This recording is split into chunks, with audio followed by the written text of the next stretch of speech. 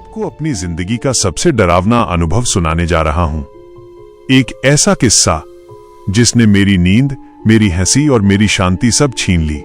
ये मेरे साथ घटी सच्चाई है और ये सब शुरू हुआ उस गांव से जहां के श्मशान घाट में मैंने एक ऐसी परछाई देखी जिसने मेरी जिंदगी हमेशा के लिए बदल दी।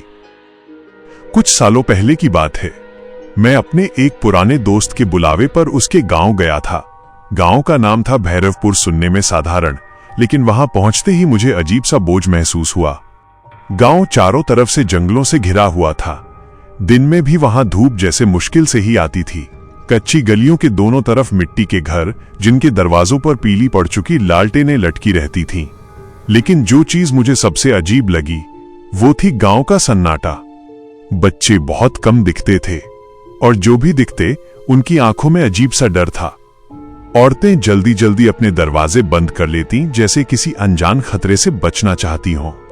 गांव के चौपाल पर बैठे बूढ़े मुझे देखते ही खामोश हो गए, जैसे मेरी मौजूदगी उन्हें पसंद ना आई हो। मेरे दोस्त अरुण ने हंसते हुए कहा, तू इनकी चिंता मत कर। शहर से लोग यहां आते ही नहीं, इसलिए ये सब अजनबियों से ऐसे ही बर्ताव करते हैं। लेकिन मुझे लग रहा था जैसे कोई अनकहा राज इस गांव के लोगों को खाए जा रहा हो। रात को जब मैं अरुण के घर में था तो अचानक बिजली चली गई। गांव में वैसे भी ज्यादातर लालटेन और दिए जलते थे, लेकिन पूरा अंधेरा छा जाने के बाद सब कुछ और डरावना लगने लगा। मैंने खिड़की से बाहर झांका। दूर जंगल की तरफ मुझे हल्की सी लौ टिमटिमाती दिखी। वो जगह गांव वालों के मुताबिक श्मशान घाट थी। मैंने अरुण से पूछा, वहां रोशनी क्यों है? अरुण थोड़ी देर चुप रहा, फिर बोला, वो श्मशान घाट है। वहां से हमेशा कुछ न कुछ आवाजें आती रहती हैं, लेकिन तू वहां मत जाना, किसी भी हाल में नहीं। उसकी आवाज में एक चेतावनी थी, लेकिन मेरे अंदर अजीब सी जिज्ञासा जाग चुकी थी। रात गहरी होती गई। सब सो गए थे, लेकिन मेरी आंखों से नींद गायब थी। खिड़की से आती हल्की रोशनी मुझे अपनी ओर खींच रही थी। मैंने धीरे से दरवाजा खोला और बाहर निकल पड़ा। ठंडी हवा चल रही थी, जो मिट्टी और राख की गंध अपने साथ ला रही थी। कुत्ते भी भौंकना बंद कर चुके थे। जंगल के बीच से होते हुए मैं श्मशान घाट की तरफ बढ़ रहा था। पेड़ों के बीच से सरसराहट की आवाजें आती, कभी लगता कोई पीछे पीछे चल रहा है। मैं बार बार मुड़कर देखता, लेकिन पीछे कोई नहीं था। आखिरकार मैं उस जगह पहुंचा। श्मशान घाट वीरान था, लेकिन वहां सचमुच आग की हल्की सी लौ सुलग रही थी। किसी की चिता हाल ही में जली थी। लकड़ियां आधी अधूरी बुझी थीं और धुआं ऊपर उठ रहा था। हवा में राख की गंध इतनी तेज थी कि सांस लेना मुश्किल हो रहा था। मैंने चारों तरफ देखा, वहां कोई इंसान नहीं था, लेकिन तभी मुझे लगा जैसे राख में कुछ हिल रहा हो। मैं पास गया और देखा कि राख में से एक परछाई उठ रही है। धीरे धीरे उसका आकार इंसानी शक्ल लेने लगा। उस परछाई का चेहरा जला हुआ था। आंखें खाली थीं जैसे गहरी गुफाएं। उसका मुंह खुला हुआ था और उसमें से राख झरझर गिर रही थी। मैं डर के मारे पीछे हट गया, लेकिन तभी हवा में एक फुसफुसाहट गूंजी, रुको, मत जाओ। मेरे पैरों में जैसे जान ही नहीं रही। वो परछाई धीरे धीरे मेरी तरफ बढ़ रही थी। उसके हर कदम के साथ राख उड़ती और ठंडी हवा चलती। वो बिल्कुल मेरे सामने आकर खड़ी हो गई। उसकी आवाज भारी और टूटी फूटी थी, मेरा अंत अधूरा है। मुझे शांति नहीं मिली। मैं कुछ बोल नहीं पा रहा था। उसने अपना काला जला हुआ हाथ मेरी ओर बढ़ाया। उसकी उंगलियां लंबी और टेढ़ी थीं, जैसे सूखी टहनियां। उसने मेरी कलाई पकड़ ली। उसका हाथ बर्फ से भी ज्यादा ठंडा था। मेरी सांसें रुकने लगीं। और तभी वो बोली, अगर तूने मेरी मदद नहीं की तो तू भी यहीं कैद हो जाएगा। मेरी आंखों के सामने सब कुछ घूमने लगा। श्मशान घाट की राख से और भी परछाइयां उठने लगी और सब एक ही आवाज में फुसफुसाने लगे। श्मशान घाट में चीखें गूंजने लगी और मैं बिल्कुल अकेला खड़ा था। श्मशान घाट पर दर्जनों परछाइयां मेरे चारों तरफ मंडरा रही थीं। उनकी आंखें काली थीं और चेहरे जले हुए। हर परछाई मुझ तक पहुंचना चाहती थी, लेकिन मानो किसी अदृश्य रेखा से बंधी हों। उनकी आवाजें हवा में गूंज रही थीं, हमारे शरीर अधूरे जलाए गए, हमारी आत्माएं मुक्त नहीं हुई। मेरी सांसें तेज हो गईं। मैं छूटने की कोशिश करता, लेकिन वो पहली परछाई मेरी कलाई पकड़े खड़ी थी। उसका स्पर्श मेरी नसों में बर्फ की तरह दौड़ रहा था। अचानक दूर से एक आवाज आई, भाग यहां से, अभी भाग। मैंने देखा कि जंगल की तरफ से एक बूढ़ा आदमी लालटेन लेकर आ रहा था। उसकी दाढ़ी सफेद थी, आंखों में अजीब सी चमक।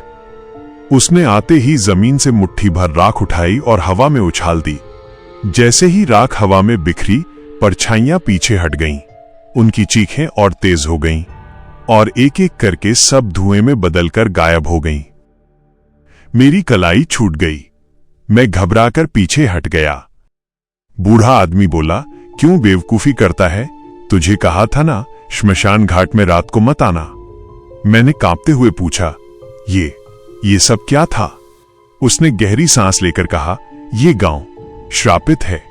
बूढ़े ने मुझे पकड़कर गांव की ओर खींचा। वो लगातार बड़बड़ा रहा था, ये आत्माएं किसी भी अजनबी को छोड़ती नहीं। तेरा यहां आना अच्छा नहीं हुआ। मैंने हिम्मत करके पूछा, आखिर हुआ क्या है इस गांव में? सब इतने डरे डरे क्यों रहते हैं? उसने मेरी आंखों में देखा और धीमी आवाज में बोला, 20 साल पहले इस गांव में एक भयानक घटना हुई थी। उस दिन से लेकर आज तक न कोई यहां रात को बाहर निकलता है, न श्मशान घाट के पास जाता है, क्योंकि वहां मृतकों की आत्माएं आज भी भटक रही हैं। मैं सिहर गया। उसकी बातें सच लग रही थीं, क्योंकि मैंने खुद वो सब अपनी आंखों से देखा था। अगली सुबह गांव के कई लोग मेरे पास आए। उनके चेहरों पर गुस्सा और डर दोनों था। एक औरत चिल्लाई, किसने कहा था इसे श्मशान घाट ले जाने को? अगर ये मर गया होता तो हमारी मुसीबत और बढ़ जाती। एक बूढ़ा आदमी बोला, तुम शहर वाले समझते नहीं हो, ये जगह साधारण नहीं है। श्मशान घाट से लौटकर हर इंसान अधूरा हो जाता है। वो परछाइयां उसके पीछे लग जाती हैं। मैंने डरते डरते पूछा, लेकिन क्यों? उन आत्माओं को शांति क्यों नहीं मिलती? सन्नाटा छा गया। सब एक दूसरे का चेहरा देखने लगे। फिर वही बूढ़ा जो मुझे रात को बचाकर लाया था बोला, क्योंकि उन सबको अधूरा जलाया गया था, और वो भी किसी एक इंसान की वजह से। उस बूढ़े ने गहरी आवाज में कहा, 20 साल पहले गांव का चौधरी और लालाराम बहुत लालची था। श्मशान घाट पर जब भी किसी की चिता सजाई जाती, वो उसका एक हिस्सा छुपा लेता, कभी हड्डियां, कभी राख। कहता था कि इससे उसे तंत्र मंत्र की ताकत मिलेगी। धीरे धीरे श्मशान की हर चिता अधूरी रह गई, आत्माएं मुक्त न हो सकीं। और फिर एक रात अमावस्या को सब आत्माएं एक साथ उठ खड़ी हुईं। गांव वाले सहम गए। बूढ़े ने आगे कहा, उस रात लालाराम और उसका पूरा परिवार राख में जलकर खाक हो गया, लेकिन आत्माएं अब भी यहीं बंधी हैं। हर अमावस्या को उनकी संख्या बढ़ती जाती है। मैं सोच भी नहीं सकता था कि कोई इंसान इतना लालची हो सकता है कि पूरे गांव को श्रापित कर दे। गांव वाले मुझे घूरकर कह रहे थे, तू यहां ज्यादा दिन मत रुक, वरना तेरे पीछे भी वो आत्माएं लग जाएंगी। लेकिन मेरे मन में सवाल उठ रहे थे, अगर आत्माएं सच में बंधी हैं तो क्या उन्हें मुक्त नहीं किया जा सकता? क्या सच में कोई उपाय नहीं है? मैंने फैसला किया, मैं इस रहस्य की गहराई तक जरूर जाऊंगा। उस रात मैं फिर अरुण के घर में था। सब सो गए थे, लेकिन मुझे नींद नहीं आ रही थी। अचानक दरवाजे पर ठक ठक की आवाज हुई। मैंने सोचा शायद हवा की वजह से हो, लेकिन फिर खिड़की पर किसी ने जोर से दस्तक दी। मैं धीरे से खिड़की के पास गया और वहां राख से भरा हुआ एक हाथ दिखाई दिया। वो हाथ धीरे धीरे कांच पर खुरच रहा था। और फिर वही आवाज गूंजी, तू भाग नहीं सकता, अगली अमावस्या को तू हमारा होगा। मैं पसीने से तरबतर हो गया। मेरे गले से आवाज नहीं निकल रही थी। खिड़की के बाहर सिर्फ अंधेरा और राख थी, लेकिन मुझे साफ दिख रहा था कि वो परछाई अब मेरे पीछे लग चुकी थी। रात गहरी थी और मैं अपने कमरे में खड़ा सिर्फ सोच रहा था कि अब क्या करूं। मैंने कोशिश की कि नींद आने तक आंखें बंद कर लूं, लेकिन अचानक कमरे का तापमान गिर गया। ठंडी हवा ने मेरे बालों को झकझोर दिया और कमरे की दीवारों से हल्की हल्की फुसफुसाहट आने लगी। मैंने आवाज की ओर देखा। दरवाजा खुद ब खुद खुला और अंधेरा कमरे में फैल गया, और वहां वही पहली परछाई खड़ी थी। उसका चेहरा जला हुआ, आंखें खाली और उसके मुंह से राख गिर रही थी। वो धीरे धीरे मेरे पास बढ़ रही थी। हर कदम के साथ कमरे की हवा ठंडी और गहरी होती जा रही थी। मैंने पीछे हटने की कोशिश की, लेकिन पैर ऐसे जम गए जैसे किसी ने उन्हें पकड़ लिया हो। परछाई मेरे पास आई और मेरी कलाई पकड़ ली। वो जोर से फुसफुसाई, तू भाग नहीं सकता, अब तू हमारा है। मैंने चीखने की कोशिश की, लेकिन आवाज निकल ही नहीं रही थी। वो मेरी आंखों में घूर रही थी और अचानक मेरे चारों तरफ राख से और परछाइयां उठने लगी। ये सभी परछाइयां गांव के अधूरे जलाए गए लोगों की थीं। बच्चों की, महिलाओं की, बूढ़ों की, हर किसी का चेहरा जलकर काला पड़ा था। वे मेरी ओर बढ़ रहे थे और मेरी सांसें थम गईं। अचानक कमरे का दरवाजा जोर से खुला और अरुण दौड़ता हुआ आया। उसने लालटेन जलाई और जोर से बोला, भाग यहां से, ये आत्माएं किसी भी कीमत पर छोड़ती नहीं। अरुण ने अपने हाथ में राख का एक छोटा बंडल उठाया और कमरे में फेंका। जैसे ही राख हवा में फैली, परछाइयां पीछे हट गईं, लेकिन उनकी चीखें और तेज हो गईं। मैंने घबराकर पूछा, ये सब क्यों हो रहा है? अरुण ने धीरे से कहा, क्योंकि तूने श्मशान घाट में उस चिता को देखा। अधूरी चिताओं की आत्माएं अब तेरे पीछे लगी हैं। अगर हमने जल्दी नहीं किया तो ये आत्माएं तुझे अपने साथ खींच लेती। अरुण ने मुझे बताया कि हर अमावस्या को श्मशान घाट की अधूरी चिताओं की आत्माएं उठती हैं। वे हर अजनबी को पकड़ने आती हैं और अपने साथ ले जाती हैं। मैं डर के मारे कांप रहा था। अरुण ने बताया कि कुछ विशेष तंत्र मंत्र और राख का प्रयोग करके हम आत्माओं को थोड़ी देर के लिए रोक सकते हैं, लेकिन पूर्ण मुक्ति केवल तभी संभव है जब अमावस्या के दिन श्मशान घाट पर अधूरी चिताओं का सही रीति से अंतिम संस्कार किया जाए। उस रात हमने पूरे कमरे में राख बिखेरी और लालटेन जलाकर चारों कोनों पर रख दी। परछाइयां धीरे धीरे गायब हो गईं, लेकिन जब मैं खिड़की की तरफ देखा तो वहां दूर से वही परछाई झांक रही थी। वो मेरी तरफ घूर रही थी और धीमी आवाज में कह रही थी, अगली अमावस्या तक हम तुम्हें नहीं छोड़ेंगे। रात के बाकी समय में नींद नहीं ले पाया। हर हल्की आवाज पर मेरे पसीने छूटने लगते। रात के 3 बजे मुझे लगा कोई कमरे के कोने में खड़ा है, लेकिन चारों तरफ सिर्फ अंधेरा और राख का हल्का धुआं था। मैंने सोचा, शायद ये मेरी कल्पना है, लेकिन जब सुबह सूरज निकला तो कमरे की दीवार पर राख से एक ताजा निशान दिखाई दिया, जैसे किसी ने लिखा हो, हम आ रहे हैं। मैं समझ गया था कि अब मेरी जिंदगी कभी भी सामान्य नहीं रहेगी।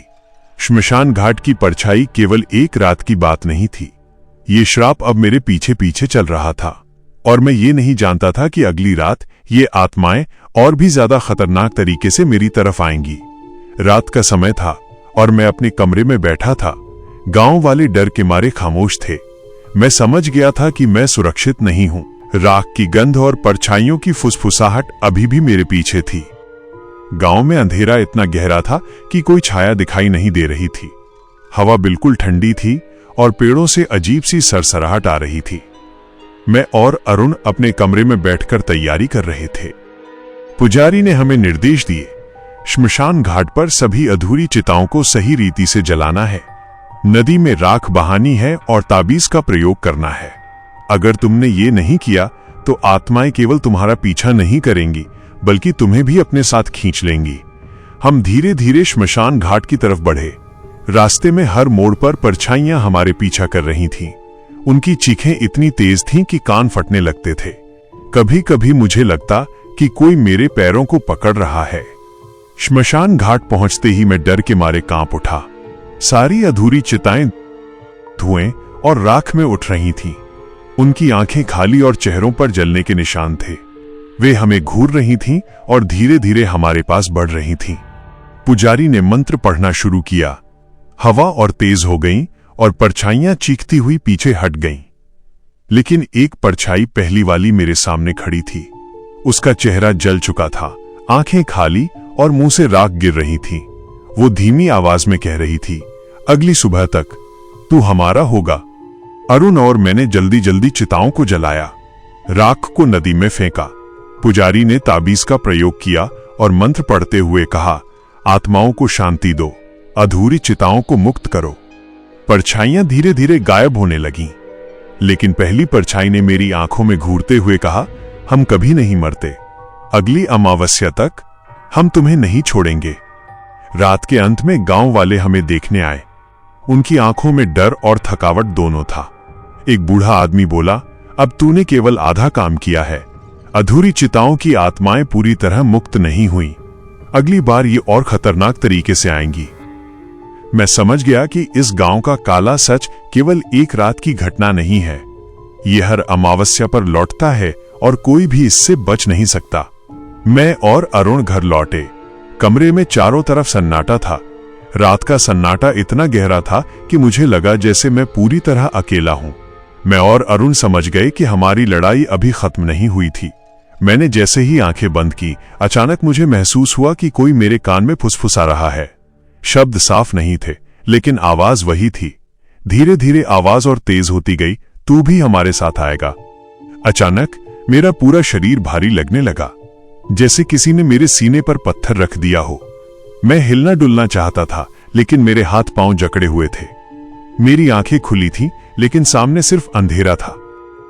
फिर मैंने देखा, वही पहली परछाई मेरे ऊपर झुकी हुई थी। उसका चेहरा बिल्कुल मेरे चेहरे के करीब था। उसकी आंखों की खाली काली गहराई में मैं खुद को डूबता महसूस कर रहा था।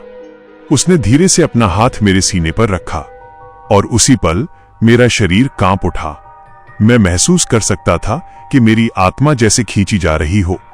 मैं चिल्लाना चाहता था, लेकिन आवाज गले में अटक गई। अरुण को जगाने की कोशिश की, पर आवाज बाहर नहीं निकली। अचानक मेरी आंखों के सामने अजीब सी तस्वीरें आने लगी। जलती चिताएं, राख में जलते चेहरे और लोगों की चीखें।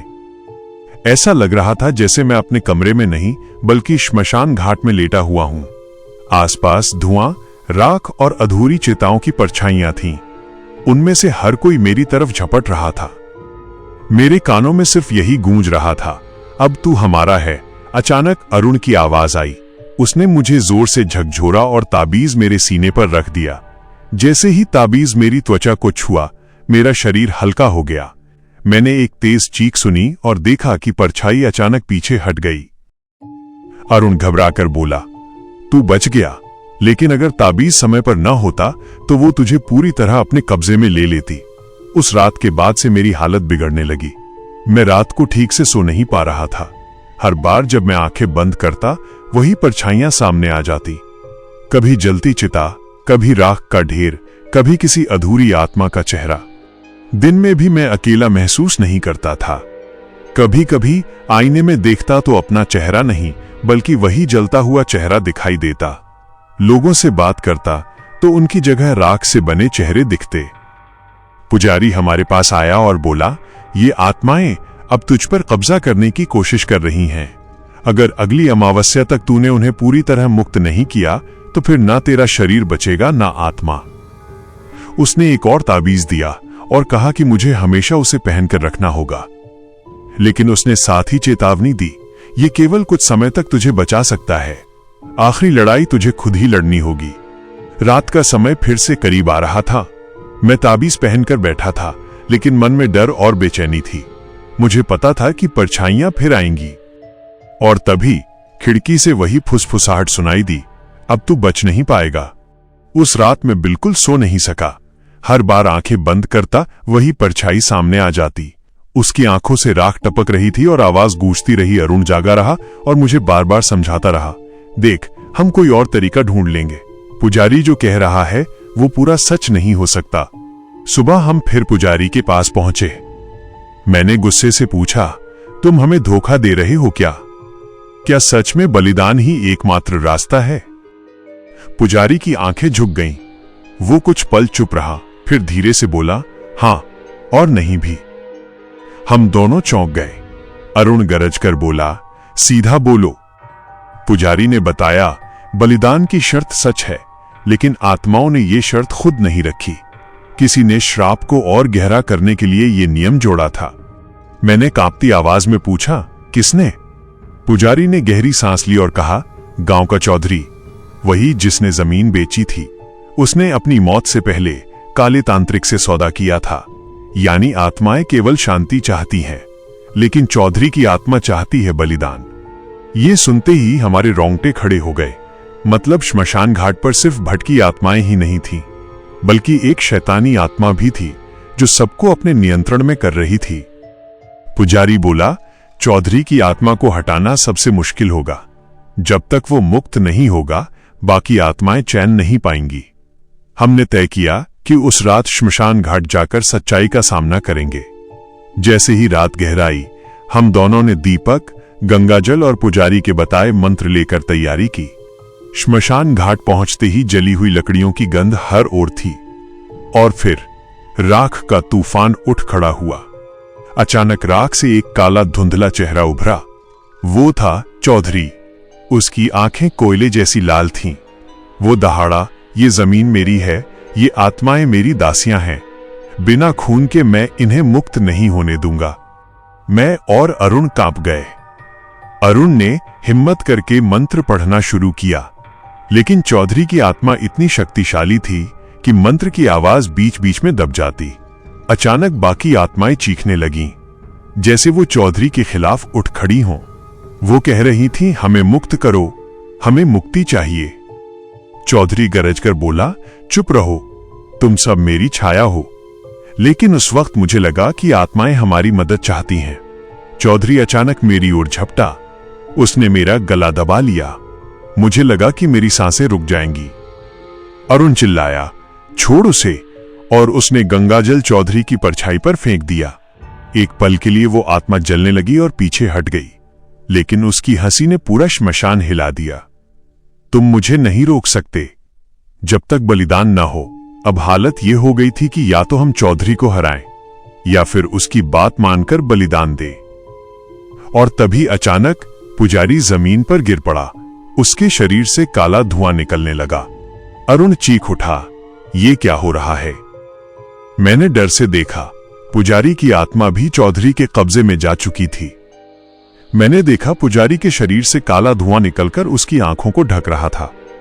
वो तड़पते हुए बोला, तुम सोचते हो मैं तुम्हारी मदद कर रहा हूं? नहीं, मैं तो हमेशा से चौधरी की सेवा कर रहा हूं। मेरे और अरुण के पैरों तले जमीन खिसक गई। मतलब ये पुजारी ही था जिसने गांव को डराकर आत्माओं को काबू में रहने दिया।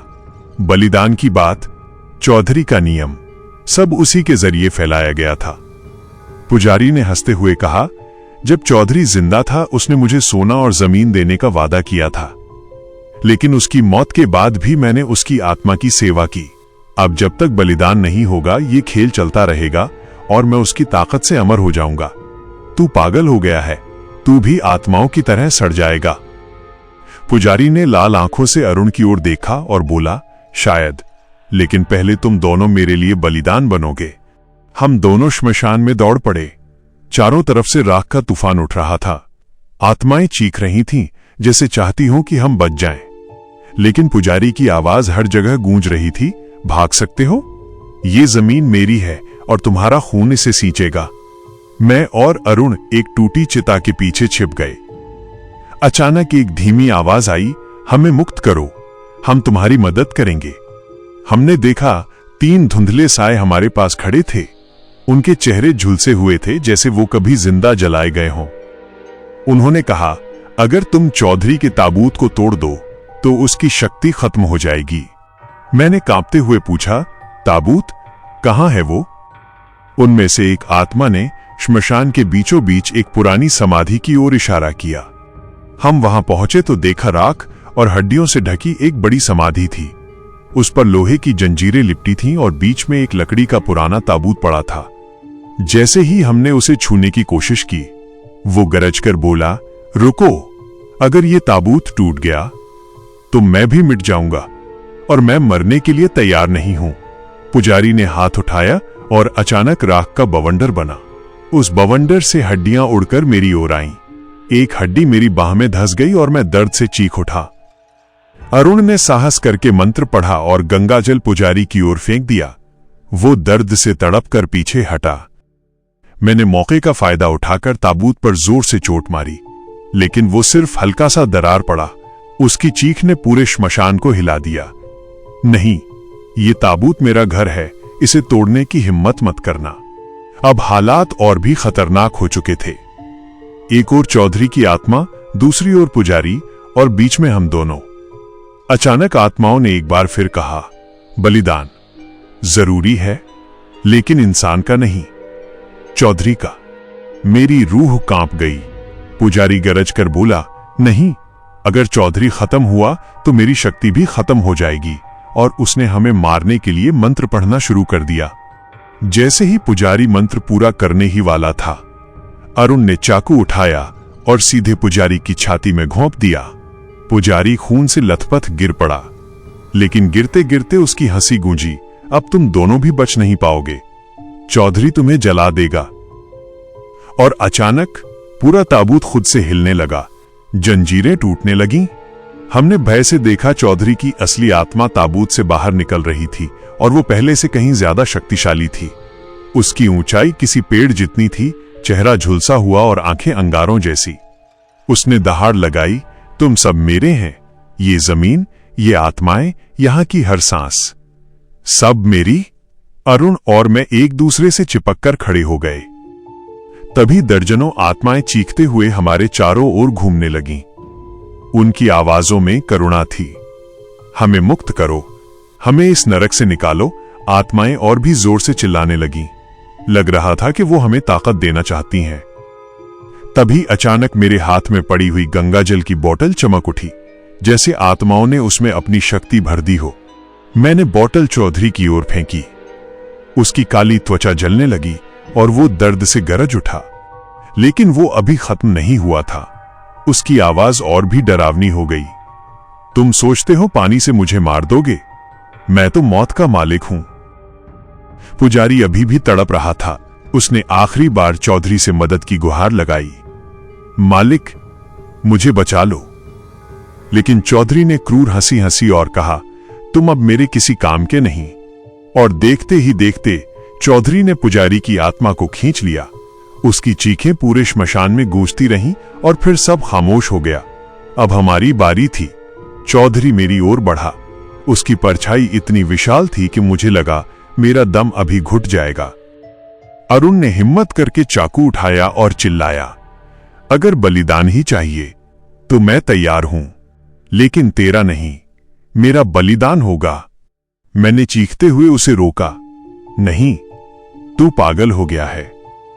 लेकिन अरुण ने मेरी ओर देखा और कहा, अगर मैं गया तो तू इस श्राप को खत्म करेगा।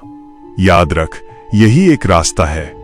जैसे ही अरुण ने खुद को चौधरी की ओर धकेलना चाहा, आत्माएं अचानक हमारे चारों ओर घूमने लगी। उन्होंने जोर से चिल्लाकर कहा, नहीं, इंसान का बलिदान नहीं चाहिए, चौधरी का ही अंत जरूरी है। मुझे अचानक याद आया ताबूत। वो ताबूत ही चौधरी की ताकत का स्रोत था। मैंने अरुण से कहा, भाई, उसे ताबूत में वापस डालना होगा। हम दोनों ने पूरी ताकत लगाकर चौधरी की ओर हमला किया। मैंने मंत्र पढ़ना शुरू किया और अरुण ने जलती हुई लकड़ी उठाकर चौधरी पर मारी। आत्माएं हमारे साथ थीं। उन्होंने राख को हवा में रोक दिया ताकि चौधरी का हमला हम तक न पहुंचे। हम दोनों ने उसे धक्का दिया और सीधे ताबूत की ओर घसीटना शुरू किया। चौधरी तड़प रहा था। उसकी आवाज गूंज रही थी, नहीं, मैं अमर हूं, तुम मुझे कैद नहीं कर सकते। लेकिन आत्माओं ने जोर से चिल्लाकर मंत्र पढ़ना शुरू किया।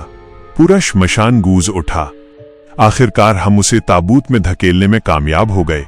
ताबूत की जंजीरें अपने आप कस गईं। भीतर से चौधरी की दहाड़ें सुनाई देती रहीं और फिर अचानक सब खामोश हो गया।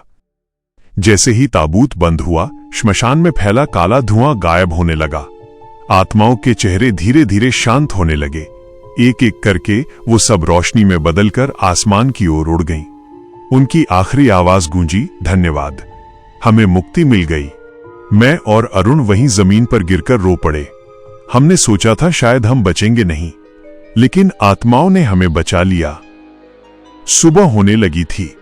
श्मशान अब वैसा डरावना नहीं लग रहा था। सन्नाटा था, लेकिन अब वो सन्नाटा शांति का था। हम गांव लौटे। गांव वाले हमारे चारों ओर जमा हो गए। सबके चेहरे पर राहत थी। दोस्तों, ये थी श्मशान घाट की परछाई की पूरी कहानी। एक श्राप, एक आत्मा और इंसानी लालच ने कैसे पूरे गांव को नरक बना दिया और कैसे हिम्मत और सच्चाई ने उसे तोड़ दिया। आपको ये कहानी कैसी लगी? कमेंट में जरूर बताइएगा। और अगर ऐसी और भी डरावनी कहानियां सुनना चाहते हैं तो चैनल को सब्सक्राइब करना ना भूलिएगा।